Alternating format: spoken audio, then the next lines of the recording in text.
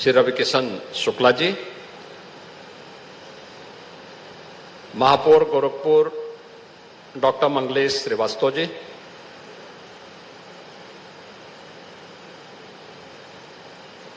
Chairman AIIMS Gorakhpur Shri Desh Deepak Verma जी,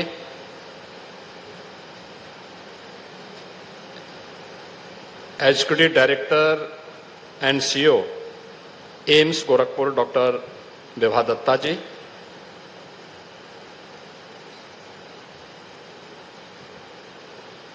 निदेशक कार्मिक power grid corporation Shri Yatendra Dwivedi ji, कार्यपालक निदेशक उत्तरी क्षेत्र श्री योगेश कुमार दीक्षित जी, कार्यपालक निदेशक CSR power grid Shri Jasvir Singh ji, हमारे माननीय विधायकगण, एम्स के सभी फैकल्टी मेंबर्स, सभी विद्यार्थियों और उपस्थित बहनों और भाइयों,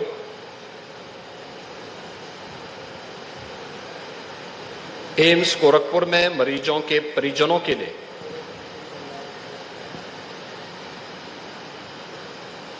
$500 बेडेड पेशेंट अटेंडेंट के निवास के लिए, इस आवासीय सुविधा के लिए मैं सबसे पहले पावर ग्रिड को हृदय से धन्यवाद देता हूं। एम्स गोरखपुर को बधाई देता हूं कि एम्स में यह एक नई उपलब्धि प्राप्त हुई है।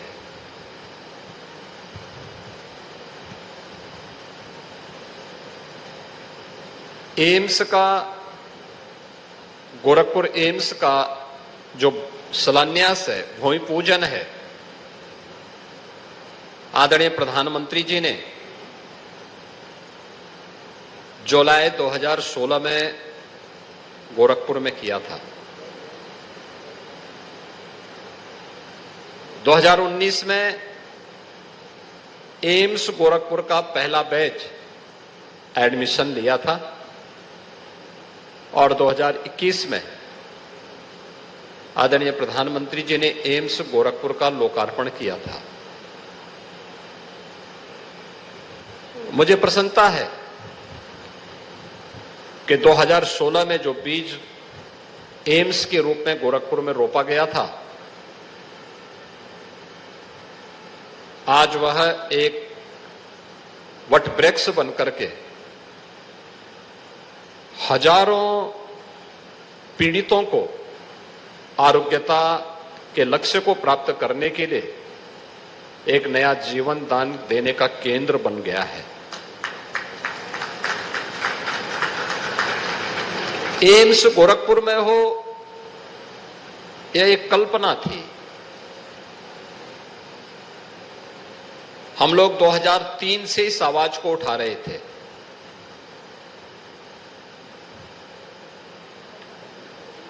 उस समय श्रद्धेय अटल बिहारी वाजपेयी जी देश के प्रधानमंत्री थे और प्रधानमंत्री के रूप में पहली बार एम्स दिल्ली के बाहर भी स्थापित होंगे। उन्होंने 6 एम्स की घोषणा की थी।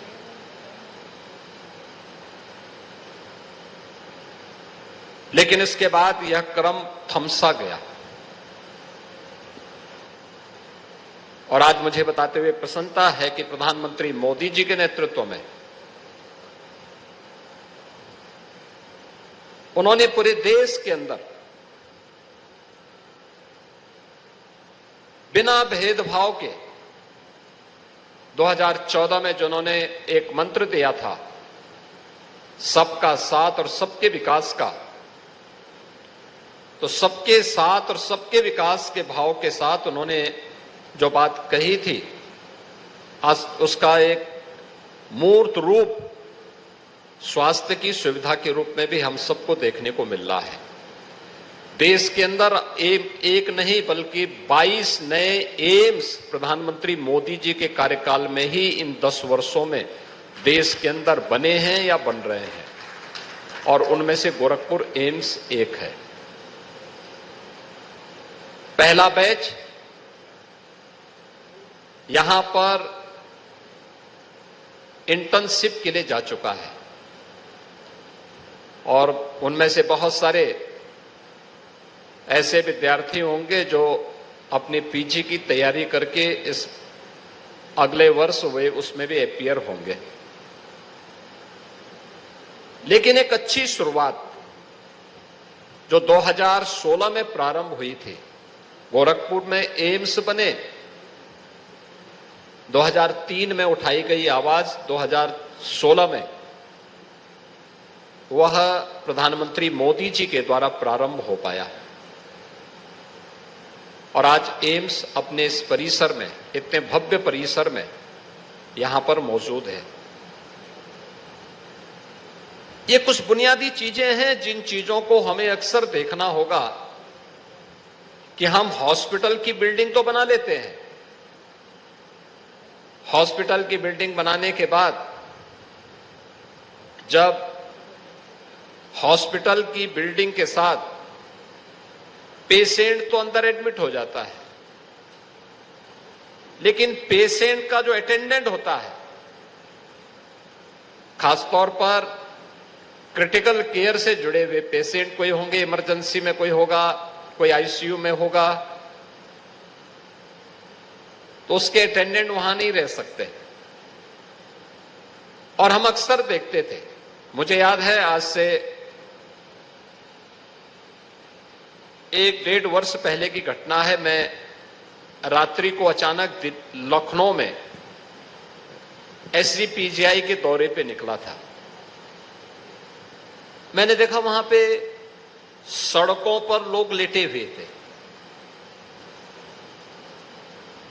जहां कहीं लोग लेटे हुए थे। तो मैंने डायरेक्टर एसजीपीजीआई से पूछा, मैंने कहा ये लोग कौन हैं, ऐसे क्यों लेटे हुए? तो उन्होंने मुझे बताया कि ये मरीज के परिजन हैं, इनके लिए कोई व्यवस्था नहीं है। मैंने कहा आपके पास लैंड है? उन्होंने कहा हां लैंड है।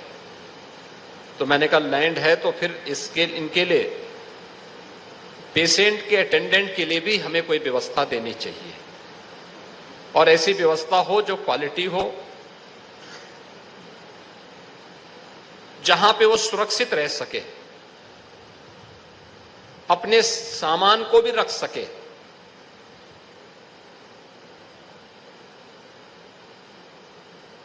खैर, आई गई बात, मैंने उनको ये बात बताई, लेकिन मैं वापस आवास पे आया। अगले दिन मॉर्निंग में 8 बजे मैंने मुख्यमंत्री आवास पे ही बैठक बुलाई, चीफ सेक्रेटरी को बुलाया,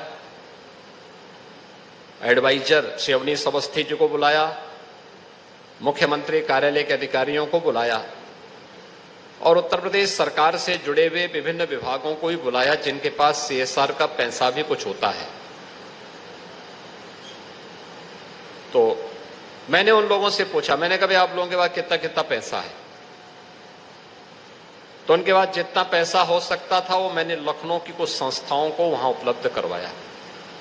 लेकिन मेरे मन में आया कि एसजीपीजीआई में भी, केजीएमयू में भी, बीएचयू में भी और एम्स गोरखपुर में भी पेशेंट अटेंडेंट के लिए बड़े केंद्र बनने चाहिए।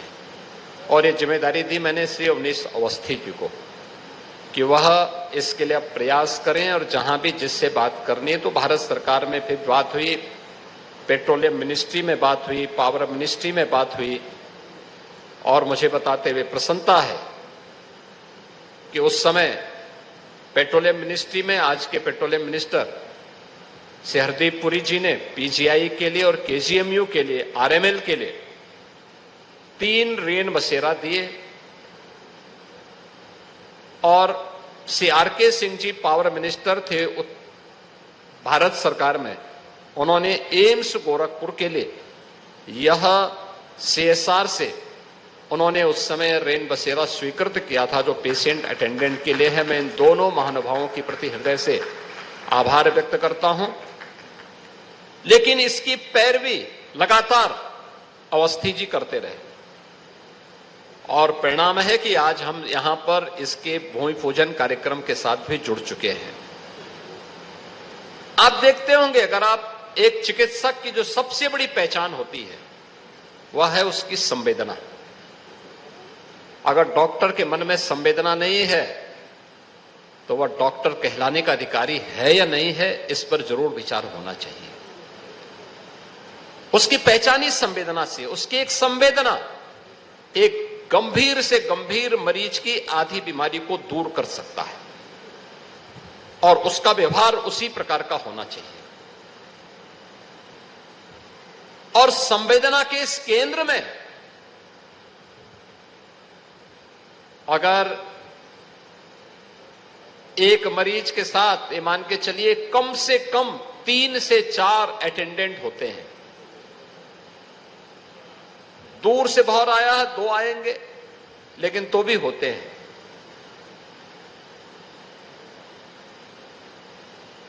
जो ऑक्यूपेंसी है एम्स गोरखपुर की वह 75 से 80% है।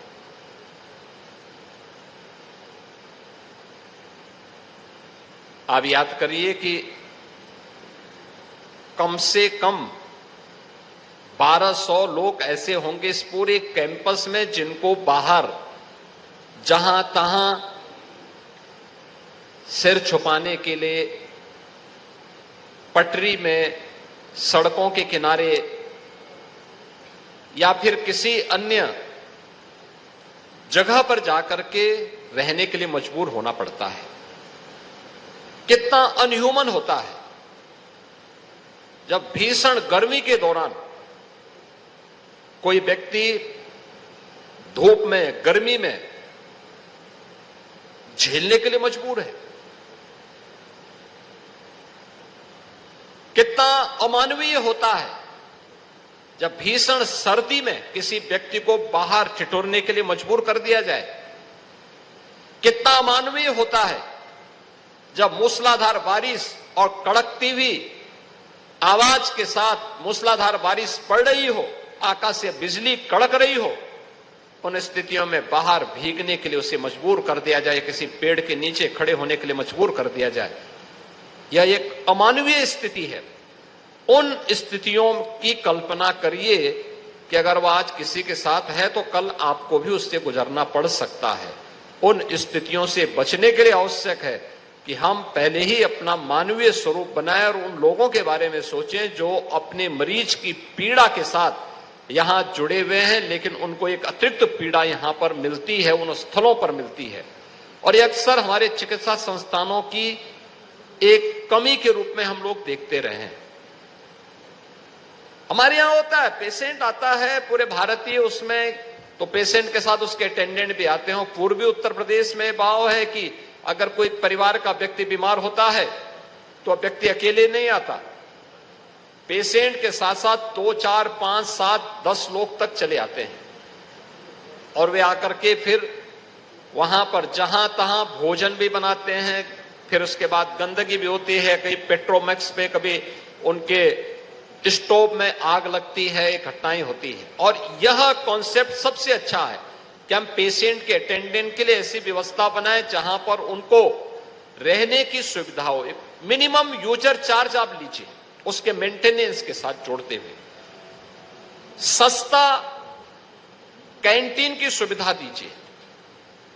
हमें याद है जब इंसेफ्लाइटिस की बीमारी गोरखपुर में थी, बीआरडी मेडिकल कॉलेज उसका सबसे हॉटस्पॉट था। वहां पर ही सारे पूर्वी उत्तर प्रदेश के पेशेंट आते थे और वहीं पर बड़ी अव्यवस्था देखने को मिलती थी। लोगों के पास खाने के लिए भोजन नहीं होता था। तो उस समय हम लोगों ने वहां पे एक व्यवस्था कराई थी, एक स्वयंसेवी संस्था से मिलकर के। मैं आज से लगभग 20 साल पहले की घटना बता रहा हूं। 2005, 6, 7 की घटना बता रहा हूं। हम लोगों ने उस समय प्रारंभ की थी। हम लोगों ने उस समय 8 रुपए में भोजन की व्यवस्था, 8 रुपए में दाल, चावल, रोटी, सब्जी उसे मिल जाए। और मुझे बताते हुए प्रसन्नता है कि दोनों जगहों पर, यानी बीआरडी मेडिकल कॉलेज में भी और गुरु गोरखनाथ चिकित्सालय में भी 10 रुपए में दाल, चावल, रोटी की सुविधा आज भी किसी भी पेशेंट के अटेंडेंट को वहां प्राप्त हो सकता है। और क्वालिटी फूड है, ऐसा नहीं। और ये भी नहीं कि कोई गिन ले, रोटी कोई गिने या कोई उसको बोल दे कि भाई अब ये नहीं हो सकता, नहीं। अगर उसकी खाने की सामर्थ्य 2 रोटी है तो 2 मिलेगा, 4 है तो 4 मिलेगी, 6 है तो 6 मिलेगी। चावल खाने की सामर्थ्य उसकी 2 प्लेट है तो ऐसा नहीं कि एक ही प्लेट में कोई उसको रोक दे, 2 प्लेट है तो उसको पूरा मिलेगा, सब्जी पूरी मिलेगी, दाल पूरी मिलेगी। और ये वहां पर वे संस्थाएं आज भी चला रही हैं। और ऐसी ही संस्थाओं को कैंटीन की सुविधा देकर के वे क्वालिटी फूड वहां पर दें, स्वच्छता का ध्यान रखें। तो आप देखेंगे कि बड़े पैमाने पे आप स्वच्छता के लक्ष्य को भी प्राप्त कर पाएंगे। जो अमानवीय दृश्य आपको बहुत सारी जगह देखने को मिलता है, यह देखने को नहीं मिलेगा। और वातावरण भी साफ और सुथरा रहेगा। मरीज और मरीज का परिजन एक अच्छा संदेश लेकर के जाएगा संस्थान से। आज मुझे प्रसन्नता है कि उत्तर प्रदेश के अंदर ज्यादातर मेडिकल कॉलेजेज में, जैसे पावर ग्रिड गोरखपुर में, एम्स गोरखपुर में, तो यह सुविधा केंद्र बना ही रहा है। आईटीआई का भी सहजनवा में विकास कर रहा है, एक नया आईटीआई का निर्माण कर रहा है। लखनऊ में एसजीपीजीआई से टेली कंसल्टेशन की सुविधा, जो हब एंड स्पोक मॉडल पर होगा। मैं स्वयं उसके उद्घाटन में गया था और मैंने देखा बहुत अच्छा केंद्र बना हुआ है।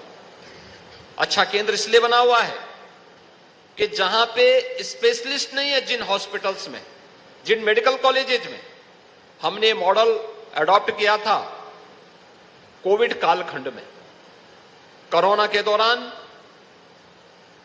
हमें जब पता लगा था कि कोरोना का जो वायरस है यह काफी संक्रमण है और ये लंग्स को प्रभावित कर रहा है, तो हम लोगों ने उसी समय इस बात को अंदाजा लगाया था और आदरणीय प्रधानमंत्री जी का भी मार्गदर्शन मिला था कि हर जनपद में आईसीयू जरूर हो, मेडिकल कॉलेजेज में, हॉस्पिटल्स में। अब आईसीयू हो, उसके लिए एक्सपर्ट कौन होंगे? तो उस समय हम लोगों ने उत्तर प्रदेश के अंदर जितने भी एनेस्थेटिक थे, हमने कहा भी इनको पहले चरण में ट्रेनिंग कराओ।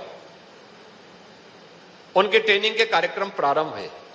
एम्स, एसजीपीजीआई लखनऊ में हम लोगों ने मास्टर ट्रेनर तैयार किए। उनकी ट्रेनिंग तैयार हुई। तैयार होने के बाद उनको जनपदों में भेजा। इस दौरान भारत सरकार और प्रदेश सरकार ने मिलकर के हर एक जनपद में आईसीयू स्थापित किए, वेंटिलेटर उपलब्ध कराए, उसका इंफ्रास्ट्रक्चर दिया। मास्टर ट्रेनर गए, उन्होंने जनपदों में ट्रेनिंग देनी प्रारंभ की। क्या चिकित्सकों को, क्या पैरामेडिक्स को, क्या नर्सिंग स्टाफ को, अन्य हेल्थ वर्कर्स को, इन सभी को ट्रेनिंग की प्रक्रिया के साथ जोड़ा।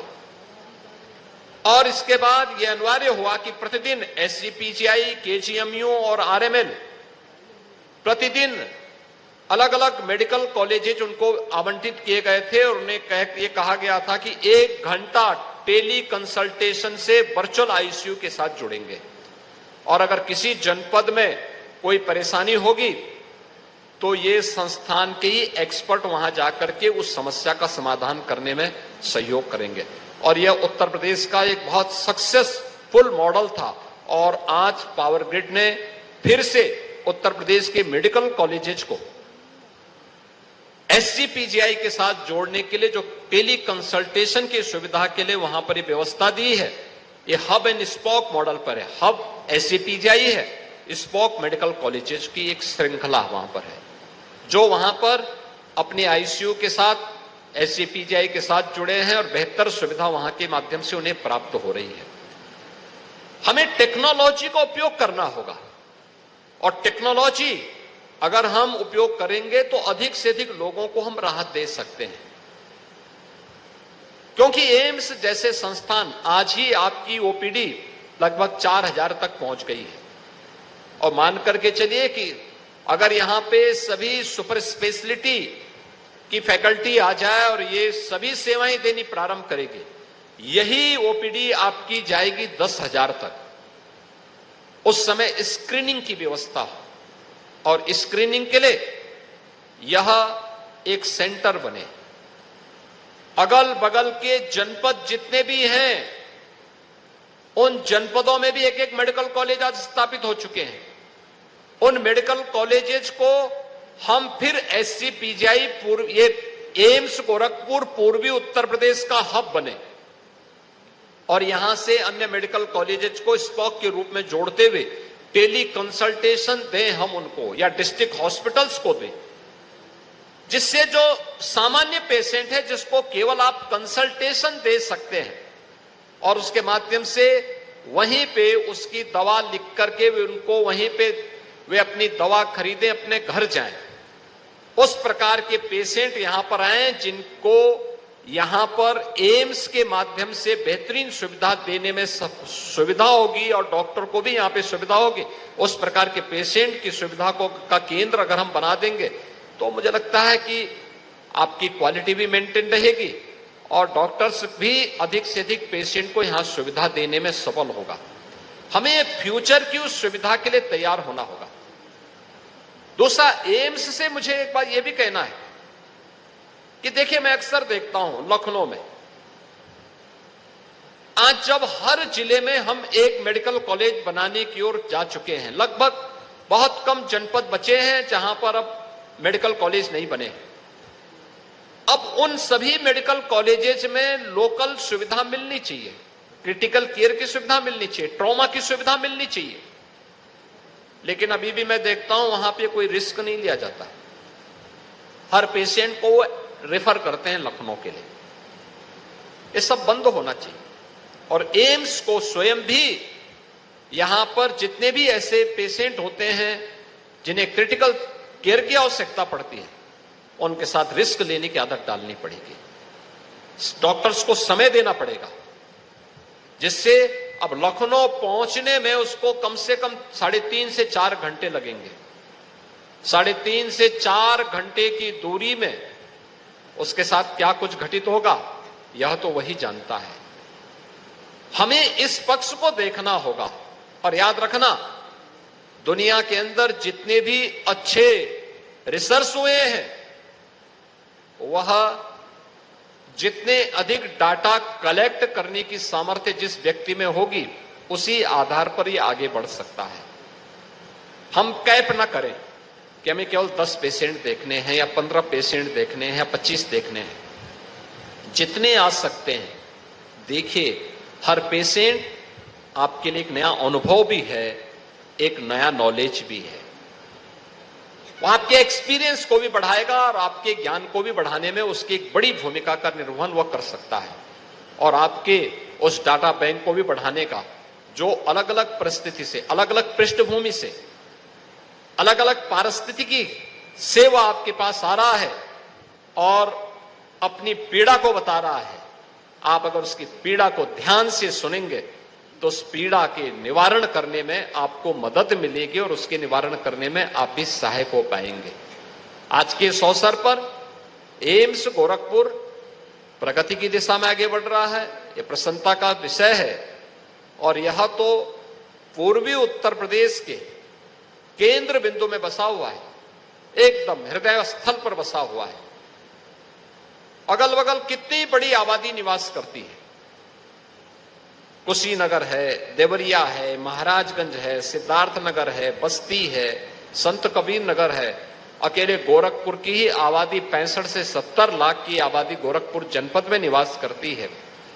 नेपाल और नॉर्थ वेस्ट बिहार, यह भी गोरखपुर में अपनी स्वास्थ्य सुविधा के लिए निर्भर करता है।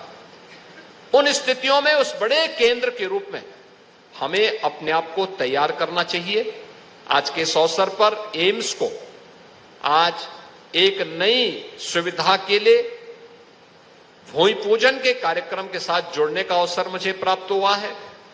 मैं एम्स गोरखपुर को भी, पावर ग्रिड कॉरपोरेशन को भी इसके लिए हृदय से धन्यवाद देता हूं और विश्वास करता हूं कि आदरणीय प्रधानमंत्री जी के सबके स्वास्थ्य और सबकी सुरक्षा का जो आश्वासन है, उस आश्वासन के साथ हम भी अपने स्तर पर लग करके इस प्रक्रिया का हिस्सा बन पाएंगे।